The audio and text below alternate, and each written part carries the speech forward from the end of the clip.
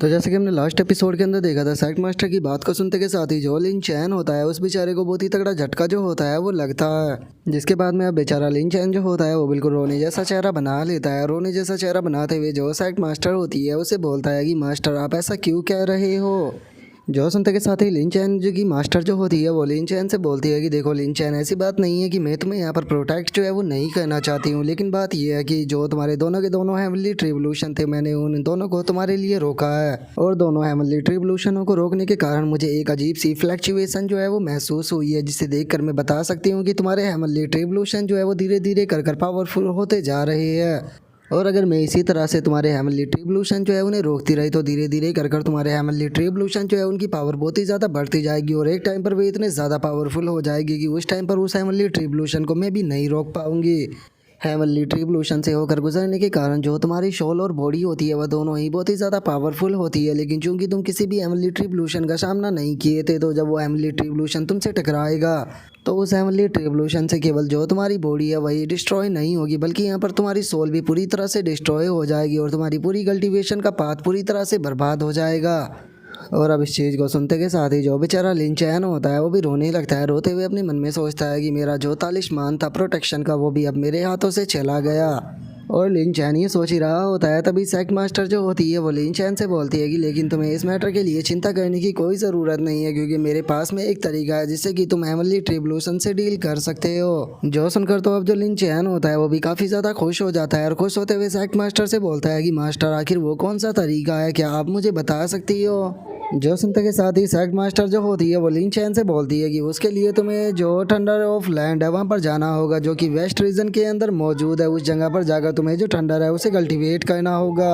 लेकिन इससे भी अच्छा ये रहेगा कि अगर तुम वहाँ पर जाओ तो जो थंडर ड्रैगन है उसे ढूंढने की कोशिश करना, क्योंकि अगर तुम थंडर ड्रैगन को ढूंढकर उसे मार देते हो और जो उसका थंडर स्पिरिट हार्ट है उसे कल्टीवेट करते हो तो तुम्हारे पास में थंडर स्पिरिट फिजिक्स आ जाएगा।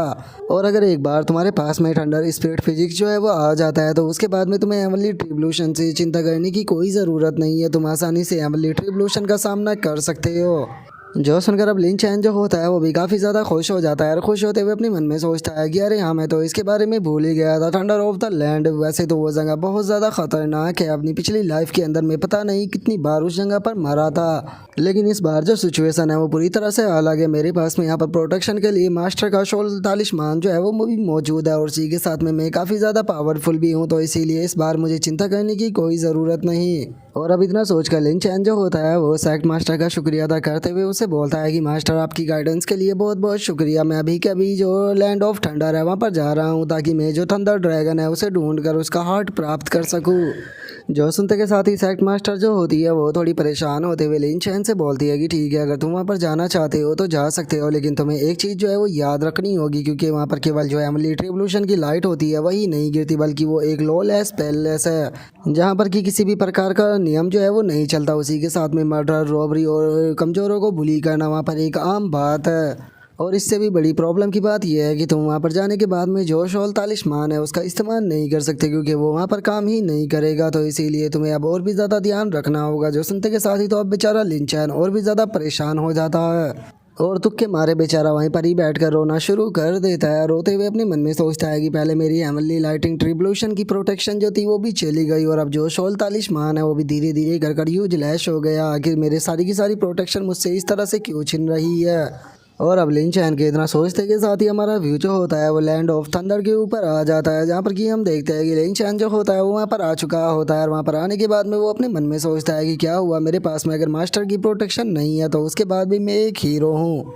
और मैं किसी से भी जो है वो नहीं डरता। और लिन चैन के इतना सोचते के साथ ही अचानक से उसके आगे आकर एक थंडर गिरती है, जिससे कि बेचारा लिन चैन जो होता है वो भी बाल बाल बचता है। और अब जो लिन चैन होता है वो अपने पास से एक छतरी जो होती है उसे निकाल लेता है। छतरी को निकालते हुए बोलता है कि अच्छा हुआ कि मास्टर ने मुझे लाइटिंग प्रूफ अम्ब्रेला जो था वो दे दिया था, चलो ये लाइटिंग से यहाँ पर मुझे प्रोटेक्ट करेगा। और उसके इतना सोचते ही हमारा व्यू कुछ टाइम पहले पर आ जाता है, जहाँ पर कि सेक्ट मास्टर लिन चैन को वो छतरी देते हुए उसे बोलती है कि डिसाइपल इस अम्ब्रेला को तुम अपने पास में रख सकते हो, लैंड ऑफ थंडर के अंदर ये तुम्हारी मदद करेगा और तुम्हें जो पूरी जर्नी है वो अकेले ही कहनी होगी, क्योंकि मुझे माफ़ कर देना लेकिन मैं तुम्हारे साथ में नहीं जा सकती। जो सुनकर लिन चैन जो होता है वो सैक मास्टर से वो अम्ब्रेला लेते हुए और उसके हाथ को टच करते हुए बोलता है कि मास्टर बहुत बहुत शुक्रिया, मैं वादा करता हूँ कि फ्यूचर में मैं इस चीज़ का रीपे जो है वो ज़रूर करूँगा। और लिन चैन की इस बात को सुनने के बाद में हम देखते हैं कि जो सैक मास्टर होती है वो लिन चैन को कोई भी जवाब नहीं देती,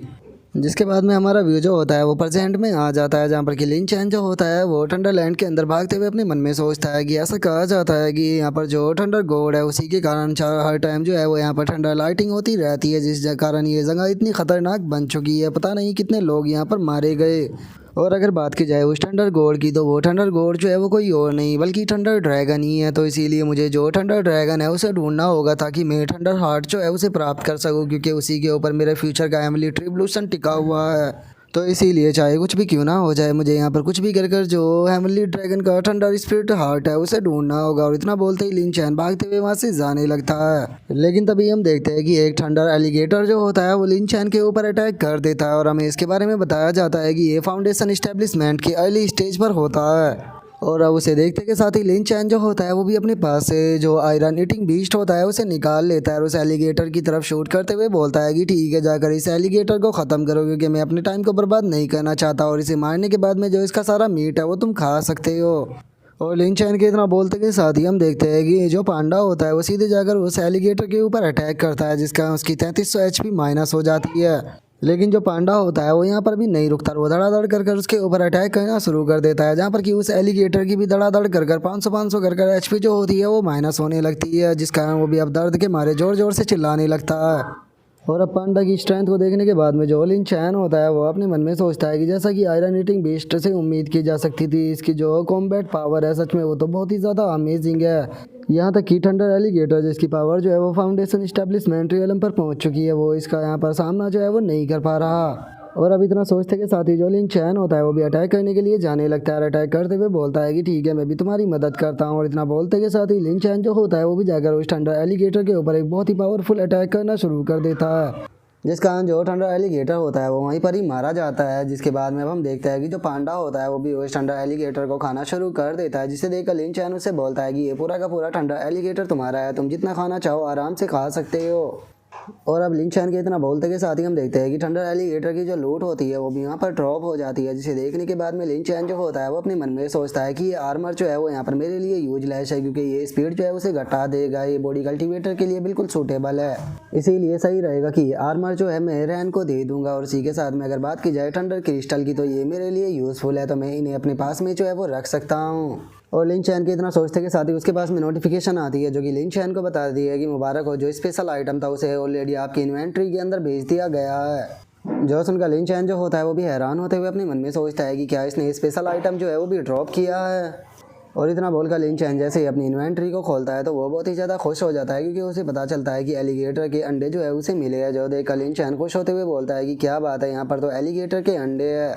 और लिन चैन के इतना बोलते के साथ ही अचानक से हम देखते हैं कि वहाँ पर दो लड़कियाँ जो होती है वो आ जाती है, जिनमें से पहली लड़की जो होती है वो हंसते हुए लिन चैन से बोलती है कि लिटिल ब्रदर तुम्हारे लिए सही यही रहेगा कि थंडर एलिगेटर के जो एग है वो हमें दे दो, जिसके बाद में हम लोग तुम्हें यहाँ से जाने देंगे। जो सुनकर लिन चैन जो होता है वो उन लड़कियों से बोलता है कि क्या बात है, तुम लोग जो है वो मुझसे यहाँ पर थंडर एलिगेटर की जो एग है वो लेना चाहती हो, लेकिन क्या तुमने नहीं देखा कि मैंने किस तरह से थंडर एलिगेटर के साथ में फाइट कर इन एगों को प्राप्त किया है, लेकिन उसके बाद भी तुम लोग जो है वो मुझसे इन एगों को छीनने की कोशिश कर रही हो। क्या सच में तुम्हें ऐसा लगता है कि तुम मुझसे इस तरह से ये एग जो है वो छीन पाओगी? जो सुनते के साथ ही उनमें से एक लड़की जो होती है वो हंसते हुए लिन चैन से बोलती है कि ओ अच्छा, क्या तुम्हें ऐसा लगता है कि तुम पावरफुल हो, लेकिन क्या तुमने मेरे हाथ में जो सिग्नल है वो नहीं देखा? मेरे हाथ में यहाँ पर सिग्नल मौजूद है, और मैं जैसे ही इस सिग्नल को यहाँ पर एक्टिवेट करूँगी तो आसपास में जितने भी हमारे मेंबर है वे सभी के सभी यहाँ पर आ जाएंगे, जिसके बाद में तुम्हारा बचना पूरी तरह से नामुमकिन होगा। तो तुम्हारे लिए सही यही रहेगा कि तुम चुपचाप हमारी बात जो है वो मान लो।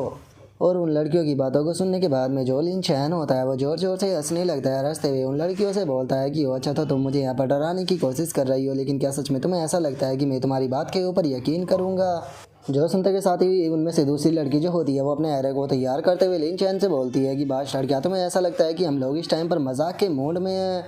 ऐसा लगता है कि तुम यहाँ पर हमारी आइडेंटिटी जो है उसके बारे में नहीं जानते हो। मैं तुम्हें यहाँ पर सच बताऊँ तो जो 10,000 डीमंस एक्ट का यंग मास्टर है, हम लोग जो है उसके सबऑर्डिनेट है। और मैं तुम्हें बता देना चाहती हूँ कि इस टाइम पर हमारे यंग मास्टर जो है वो अपने 10,000 सबऑर्डिनेटों के साथ में थंडरलैंड के अंदर आए हुए हैं, ताकि वे थंडर ड्रैगन जो है उसे ढूंढ सके। तो क्या अभी भी तुम्हें ऐसा लगता है कि हम तुमसे झूठ बोल रहे हैं?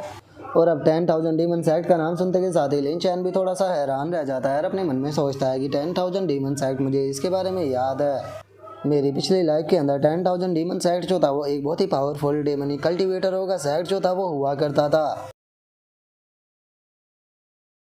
और अब लिन चैन के इतना सोचते के साथ ही हमारा आज का एपिसोड जो होता है वो यहीं पर ही कंप्लीट हो जाता है। तो नेक्स्ट एपिसोड के अंदर देखेंगे कि आगे क्या होता है। अगर आप लोगों को वीडियो अच्छी लगी हो तो लाइक करना, चैनल को सब्सक्राइब करना। मैं मिलता हूँ नेक्स्ट एपिसोड के अंदर, तब तक के लिए बाय बाय गाइस।